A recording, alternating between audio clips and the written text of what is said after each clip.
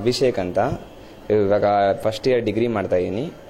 ಮತ್ತು ನನಗದ್ರ ಇನ್ಫ್ರಾಸ್ಟ್ರಕ್ಚರ್ ಎಲ್ಲ ಚೆನ್ನಾಗಿ ಅನಿಸಿದೆ. ಯಾಕಂದರೆ ಅದು ಒಂದು ಬಿಗ್ ಕಂಪ್ನಿ ಆಗಿರೋದ್ರಿಂದ ಅದು ಒಂದು ಗುಡ್ ವಿಲ್ಲು ಇದೆ ಆ ಕಂಪ್ನಿಗೆ. ಅದ್ರ ಮೇಲೂ ಹೋಗ್ಬೇಕಾಗುತ್ತೆ.